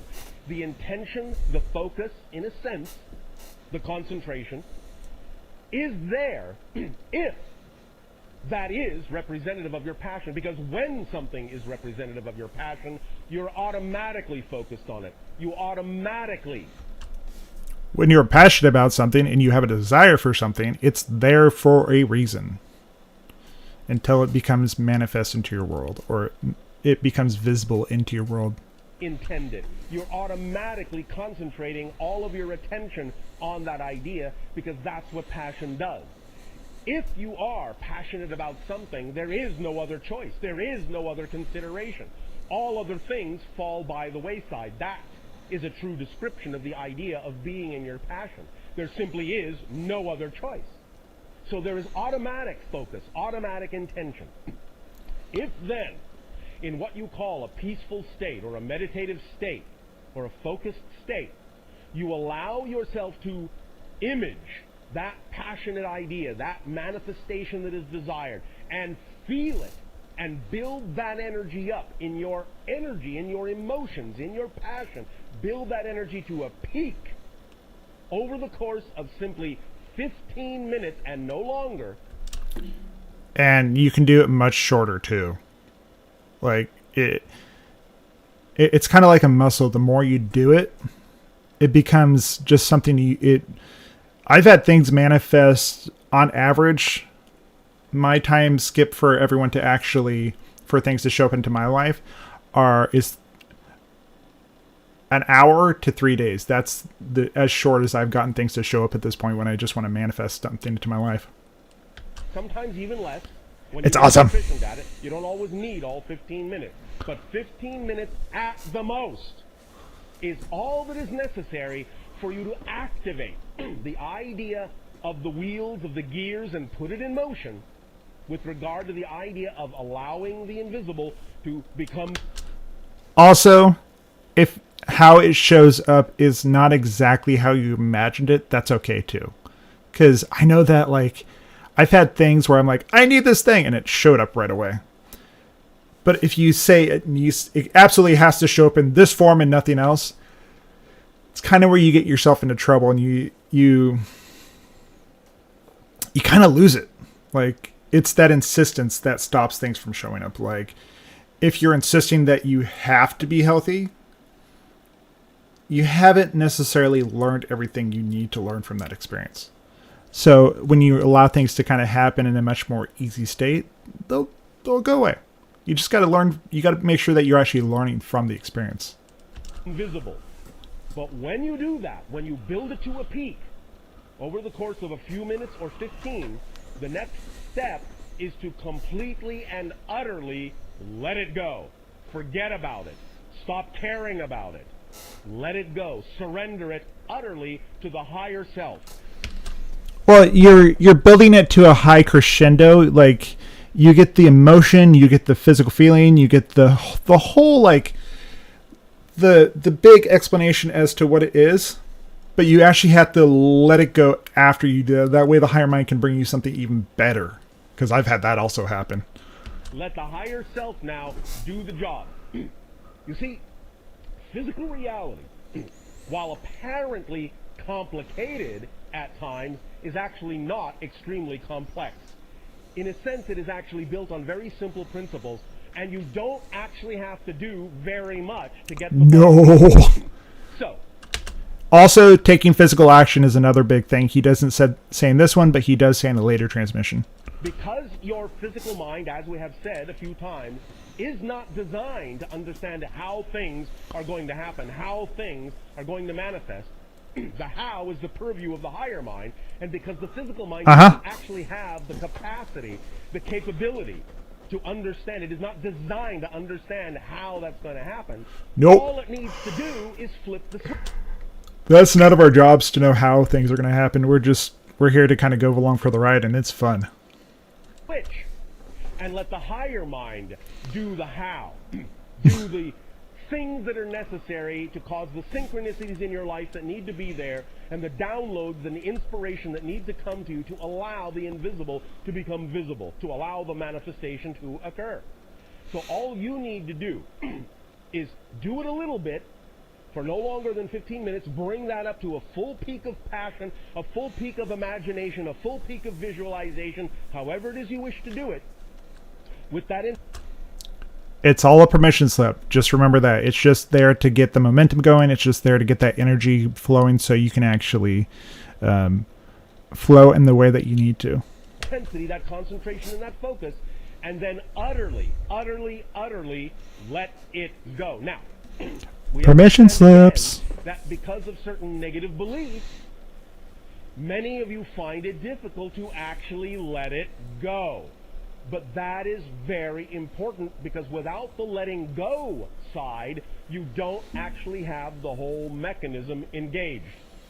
It is important to understand that the intensity, focus, and concentration must be paired with the surrendering and the letting go to actually have the whole mechanism of manifestation. This is using the power of paradox. And also insist. This is where the whole idea of insistence comes in for when you're trying to manifest or bring something into your life that you feel like missing. Is usually that insistence, the need to control or the need to have things show up in a specific way, is where most people get in trouble. I know I've done it, and I know a lot of other people I've seen that happen to as well. paradox built in to this idea, to this process, to this permission slip. And also you can see this a lot of times when people say, it's not supposed to happen that way. Well, it happened that way. That's the way it was supposed to happen. And that's how it came from your higher mind, because that was something that needed to happen in that moment. Letting go means you really know that the higher mind is doing its job, and you can now relax. The physical mind can relax. It doesn't need to do anything else. It is not required, nor is it capable of doing it is not. anything else. So really, really, really, when you know this, you can allow your mind, your physical mind, to just let it go. It is in good hands. And because the higher mind is you. It is not. It may be on the mountaintop. It may be. You perceive they're playing tricks on you. It is you. It cannot get away from the experience. So why the heck would it hurt itself? Or the higher mind hurt itself? And get on about your day, focusing on the next most exciting thing you are capable of taking action on. And it can be simple. Usually it's simple. Again, you must be clear, as we already said, about your motivations to ensure that what it is you are focusing on, what it is you are surrendering to, is truly representative of your highest passion, instead of something that is simply being labeled as such to actually act as an avoidance of what your highest passion actually could be. I want to I'm going to add this to what he's saying right here. So, and this is how I've been able to I can just literally put myself in meditative state. Like, I can talk to you guys like this and I'm feeling great, but also for me to be able to actually just kind of kick into that meditative state so everything just instantly manifests is literally. And I've been wanting to share this with people for a while because I've been trying to think how to actually say it, is once you've gotten to the point where you can manifest sitting still and have that nice peaceful state, once you can achieve that state pretty regularly, start listening to like whatever it is you use to meditate while walking or doing something. That way it becomes something that you can do while you're taking action, so you don't just have to stop. You can just shift into that state at will. This is where you have to really be clear, again, about the idea of what beliefs you are dealing with. Because many of you often fool yourselves and trick yourselves through the negative belief system into thinking that you're acting. And also when you can meditate like that, where you can just shift into the state of being in a meditative state whenever you want to, it also helps you look at your negative beliefs or look at your beliefs and look at what's actually driving you in that moment, because you're able to shift to that higher perspective much more easily. Acting on your excitement, when in fact you're actually acting out of anxiety and covering it up because you're afraid to look at the idea of what it is that actually does exist. Yes, because of all the buckwheat negative pancakes. beliefs you've attached to it. So clearing out your motivational mechanism and finding out what beliefs you have attached to it is the primary, first, and fundamental process that's required in Hold order on, everyone. to actually use the tool of manifestation in a That was my clear, dog. concise, and precise manner. Once you have your motivation clear and you know that what you are focusing on is truly representative of your passions, then you will find that this mechanism of manifestation works very, very strongly, very well, and often very rapidly. But the idea, again, is that you cannot worry it there. You cannot make it happen. You cannot insist that it must happen at a certain time and in a certain way, because then you are once again putting conditions on it. You are not allowing yourself to truly let it go. You are not allowing, thus then, the higher mind to do its job. You're actually blocking the entire process by keeping, in a sense, the control, or My dog was having a problem. keep control of the situation within the physical realm. And the physical realm is not designed to handle energy in that way. It does not have the ability. It does not have the capacity to do the job of the higher self. It simply doesn't work in physical reality that way. It would be as if you dove down under the sea with your breathing apparatus, and then instead of allowing yourself to rise to the surface and taking your mask off, taking your breathing apparatus off, and taking a deep breath up there to go back into that realm, it is as if you are insisting, by trying to control it in physical reality, it is as if you are taking off your mask, taking off your breathing apparatus underwater and inhaling and wondering why you start choking and wondering why you cannot see that far anymore. Why? Basically, what he's saying here is quit trying to be the higher mind and just allow yourself to be present to see what's happening. By no means should you ever let someone actually treat you like shit or treat you terribly. Allow yourself to be present enough to actually discern what's correct for you. Why things are suddenly murky and muddy and why you are suddenly drowning. The idea is His bark is pretty loud. Your whole self to participate in this idea of creation of your reality. And you are not a whole self. You are not a whole person unless you allow the physical mind and the higher mind to work in concert. We know many of you have been taught to think that the idea of the higher mind, being that it is non-physical, is somehow not really a part of who you are as a person.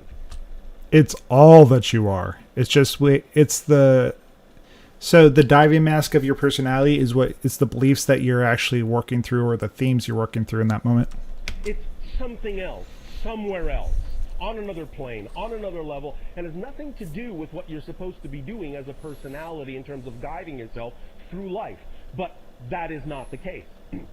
In order to actually move through physical reality as a whole person, you need the back and forth. You need to work in concert. You need a partnership between physical mind and higher mind so that you can actually function as a whole person and use each component in the way it was designed to be used, so that you can then allow the mechanism of manifestation and the creation of your reality to work in an effortless and aligned way with the idea of the vibration of yourself as a total being. So, kind of going over. So for me, the way I personally look at manifesting itself is, it's like a partner dance. When you have a good partner, or you're not fighting, or the follow's not fighting you, or the lead's not fighting the person that they're. It's a cohesive kind of movement that you're actually sharing in that moment with who you're dancing with. Like, I love partner dancing. It's like the best thing in the world to me, at least. And I think anyone and everyone should dance, because dancing is amazing. No one's really good when you first start, but once you've been doing it for a while, it becomes easier. And then the longer you do it, you can just pull off some really fun, amazing things.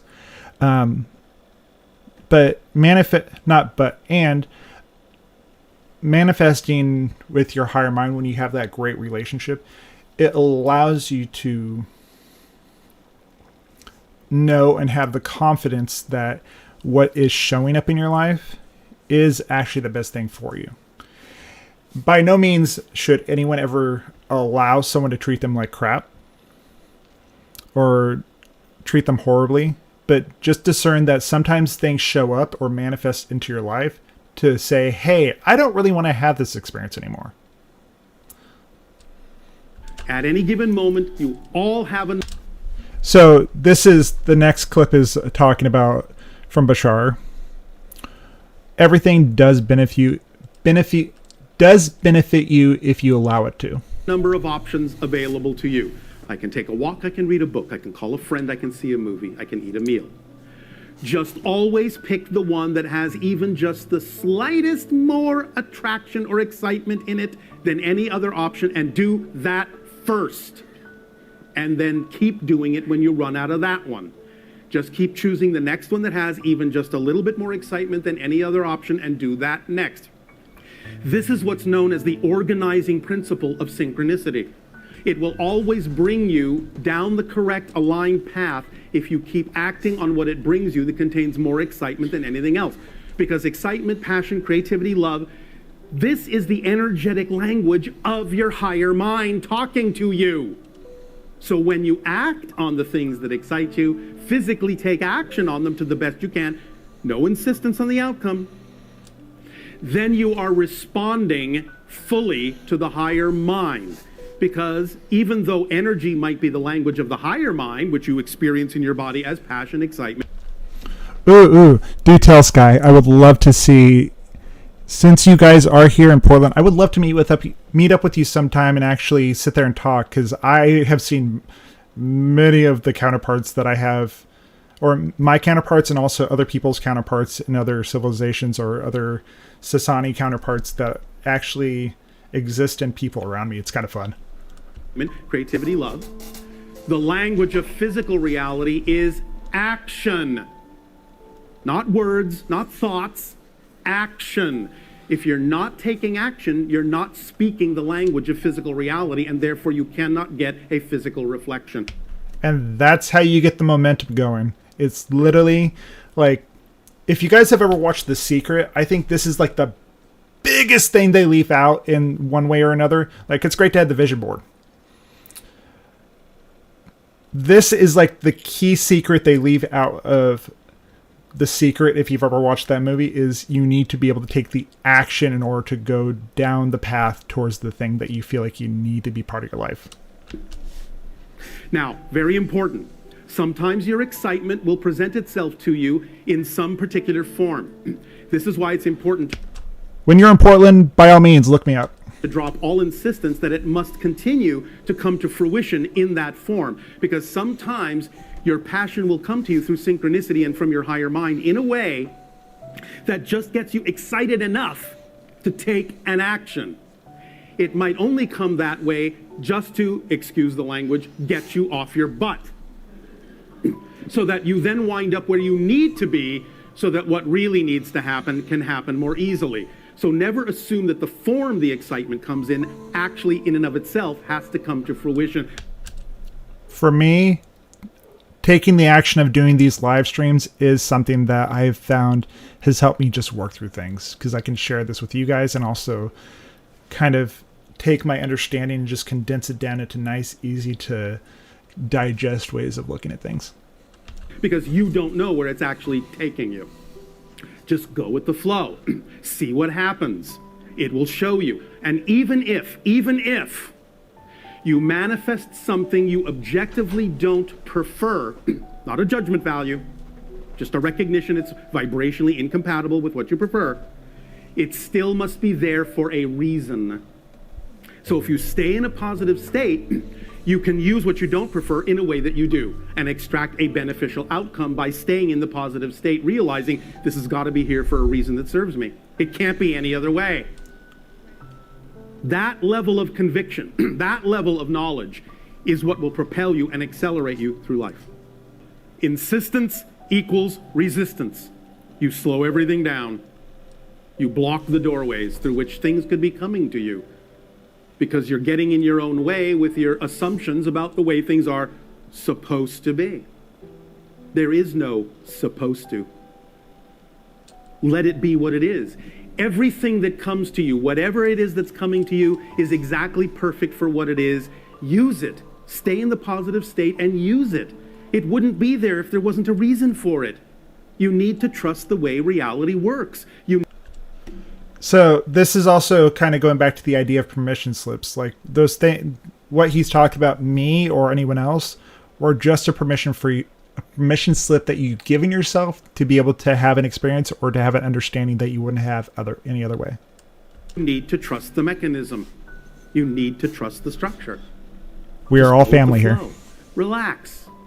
Because if you know that no matter what happens, it's always going to benefit you, what do you care what happens? Exactly.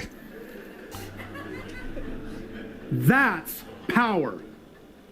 That's power. It doesn't matter what happens. It doesn't matter how things look. It doesn't matter what doesn't happen. It will always benefit me. Yep. That's power. That's a position of power. That's self-empowerment. Stay there. Don't leave it. Unless, of course, you like to suffer. I don't like suffering. I don't know about you guys. I won't stop you if that's your passion. No.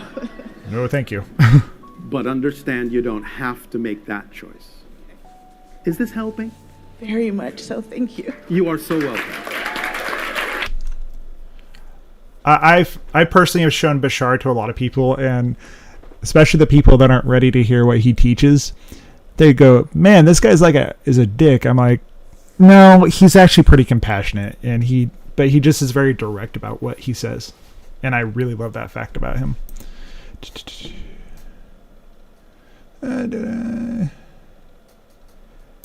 Let's go to the next clip because reasons. So kind of going to the next thing, it's a lot of times when you also attract negative things into your life and that have manifested into your experience, a lot of times it really comes down to your beliefs. It really, really, like, your beliefs are those things that actually really, I should drop that word. It's the thing that is the most relevant for you to say, I am experiencing this because you've judged the experience to be this thing. So if you drop the judgment about yourself and everything around you, usually those things will disappear as well.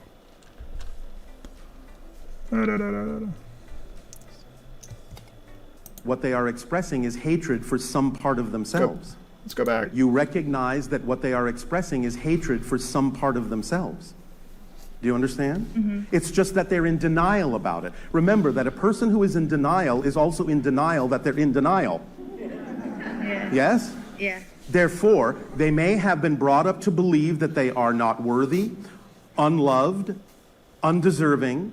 They may actually feel that they are in judgment of themselves, but they are afraid to look at that because they are afraid that if they do look at that, it will turn out to be true, that they're unworthy.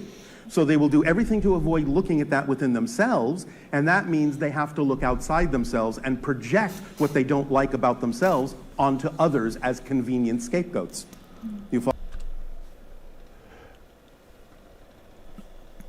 I have had to deal with that mentality so much in my life, and it's frustrating. I have a very short, like, anytime I start recognizing the behavior that he's talking about, I have a very short amount of time that I can actually be around the people that proceed to do that a lot.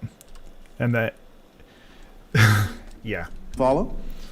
So if you Because it's something that understand triggers me. that those people who hate others are in a sense in pain from hating themselves so much, you can have the compassion to help them start to find a way to look at themselves and heal themselves by understanding there are ways. And this goes back to the people talking about like the things that other people manifest into their life. Because I do think this way, when people manifest me into their life and they start going from that victim mentality and that victim state of mind, I am not going to let them actually stay there, because I want everyone to come up to me, to where I am, to where they can have a similar understanding to what I have. Not that they have to, but I like to get people out of that victim mentality personally. Ways to validate themselves so they do not have to judge themselves negatively, and therefore would have no reason to judge others in that way. Does that make sense? Mm-hmm. Is that helpful? In a sense, yeah. But when you have yes, group, like I'm not able to necessarily speak to these people, or people with that understanding aren't necessarily able to speak to these people. So why not? Why not? They are, I guess, but just, do you allow, through that neutral standpoint, do you allow them to speak their mind? Because if you don't allow people to speak, you can allow them anything, because again, you understand it doesn't really affect you. Now, it doesn't mean you excuse someone who is perpetrating something negative upon another or forcing themselves on another, but you can understand that dialogue and communication and helping them see themselves in a more positive light can work wonders and work miracles. So this goes back to how, like, I know that us that are here right now, we don't necessarily, we kind of hold back our actual judgment towards things as much as we possibly can. But just remember to have the discernment when you're out in the world and you're actually dealing with people, that not to view yourself as better than anyone else, but just to remember to always have compassion when you've manifested, because in a way you actually have manifested those people into your life when you choose to say, hey, I want to have a particular experience. We all manifest everyone into our life, so it just, even if you don't necessarily like it, that's part of it, but you can also learn something from those things. Let's see, I'm almost done for today. And let's move on to instant manifestation, because I think that's the most applicable thing for us to look at. Finally, you start. So just remember also, in every moment, you're actually manifesting your experience of your reality and your life. So those things you think about even slightly, they might show up even if that's why we have that time-space lag to actually say, hey, I want to actually have this, to decide whether or not this works inside of your experience. So I'm actually going to, after this clip, I'm going to finish up, but I just wanted to actually let's move on to the last thing. Started off this evening by talking about how we should disaggregate the concept of process from expectation and outcome. Yeah. And I guess my question would be, you want the process. What if, after hearing that, we say, I really, on second thought, have no interest in process at all, so how can I... That's why there's time-space lag. Make things happen immediately and By ignore. dying. How else? I'm not being facetious. It is the most common way you end your experience of that process. You go to the spirit realm.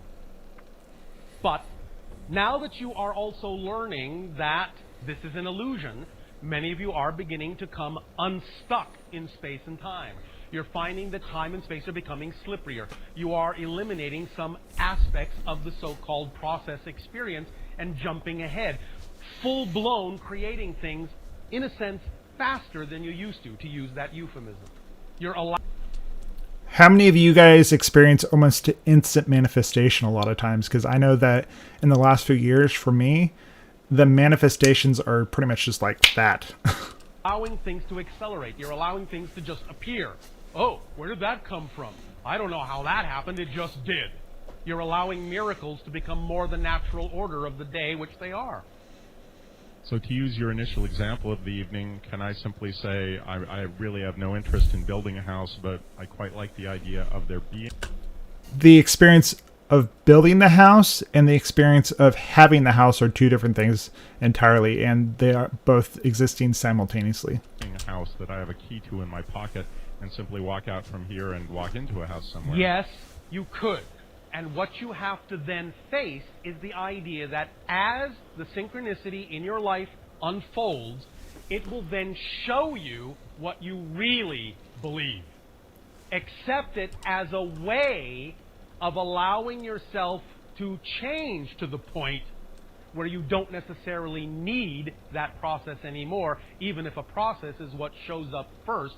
If that is your true preferable energy, your true preferred state, what you have described, then if there is still any belief within you that would attract a process, it's going to attract an experience of process to actually give you the ability to not need the process anymore. So accept the process if it comes as part of the creation of the state you prefer instead of an interruption in it. Does that make sense? It does. Thank you. Thank you. And then be joyfully surprised when things do just appear. Because that can begin to happen more and more.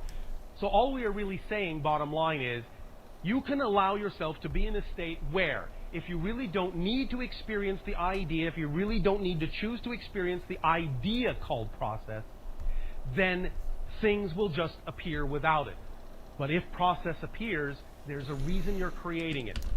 Oh, so John, I'm gonna leave a link in the chat for Coherence Healing. You can check it out on your own. I will do another full show on Cornelius because I would love to sit there and have a chat with the guy. But here you go, so you can check it out for yourself. Enjoy it. I didn't have enough time to actually do it for myself today. Between those things. They are their own unique experiences, and don't continue to believe that you have to have one to lead to the other. Don't believe that you can do without one if it shows up. Because it's going to teach you something that you need in order to achieve the other level of frequency. Yes. What steps can we take to decreasingly need to have process appear before we get the outcome? The examination of your belief systems and bringing them into conscious identification. What he's about to say, and I know he's going to say it, and this is what he'll say, which is, what would I have to believe is true in order to believe that this is going to happen this way, in this time, in this space? Because it is only your belief systems that create the idea of the need to experience certain kinds of processes. So when you create the idea of the, what we have called threshold of believability experience, I've used this. Eliminate and narrow It down works. And accelerate the idea of process experience. For example, if you have within you the idea of some particular reality that you prefer to experience, you can ask yourself the question, well, do I believe that in 10 years, absolutely no problem, I can truly know for a fact I will be experiencing that reality? Yes. You can say yes without any hesitation, not even a micro Absolutely. hesitation. Yes. 10 years, more than enough time. 5 years, yes, more than enough time to experience that. 3 years, yes, more than enough time. 2 years, maybe. The moment you hesitate to say I've used yes, this many times. It works that's how long it will every take to single construct a time. belief system, and that will represent the amount of processing that you may still experience, which is all right, because process is its own experience. However, if you find out what the belief system is, and say, what would I have to believe is true in order to experience this in 3 years instead of immediately, you find out what that belief is, deal with it, integrate it, let it go, take the test again. Is 5 years more than enough time to experience this reality? Yes, absolutely, no problem. Easy to see, easy to feel it. I can see it, I can live it, I can taste it. 3 years, yes. Now, with my new belief system, no problem at all. 2 years, not a problem. Immediately, yes. 1 year, yes, not a problem. 6 months, Again, where you hesitate, examine what you would have to believe is true in order for it to take that much time. As soon as you take this over and over again and render it down as quickly as you can and eliminate all the beliefs you can find, whatever amount of time is left, that's the amount of time it needs to take.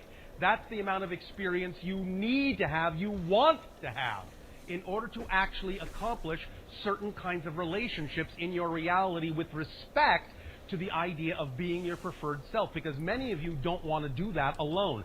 You don't want to speed ahead of too many other people. You want to wait for certain people to get to a certain point so you can all climb the ladder together. So it may be a consensus idea that you don't necessarily vault ahead of everyone else. You may want things to take time. You may want to experience certain processes in order to grow as a person, so that by the time you do create the idea you represent as your ideal reality, you will have, through these ideas called processes, through these experiences, have actually gained an understanding and an appreciation for the experience you will create that is representative of your ideal reality. You have to trust the timing of this, but you can take that threshold of believability test to narrow down the timing if you wish. Very good. Thank you. Thank you. And I think that's where I'm going to actually leave it for today. But this is kind of like the core of manifesting. It's okay to have that vision, to understand where you're going or what you would like to have into your life, and shift to the reality that that's going to happen. So the process is the point. Whether it's healing, and that's why I kind of grouped these all together. You're going through the process of being sick to come out to the other side of the desire that you had to be healthy. So whether it's you broke an arm, well, what are you going to learn to have after the arm is healed? Well, if you really think through it, it teaches you to be more flexible by giving you the experience of inflexibility, of not being able to like move your hand or your limb or whatever. Or what does it feel like to have love in your life? You go through the experience of not having love in your life, because we live in a dualistic world, but realistically a trinity of non-duality, of duality, all that good stuff. But these are like the mindsets that you'll have to go through as you travel through your experiences in life. And also your beliefs, your subconscious beliefs will determine what manifests into your life. So if you're going through an experience where you don't like what you're experiencing, kind of get in touch with those things that you're experiencing in that moment, whether it's health, wealth, anything. It all kind of comes down to your belief systems. And I think that's really the core of what Bashar teaches. Those things that hold you down are usually the beliefs that you've taken on from other people in your life. So, I think that's going to do it for today. And I've enjoyed watching all this with you guys. Please put a comment in another subject you guys would like me to cover, and we'll go to the next one. And I will talk to you soon. Have a great day.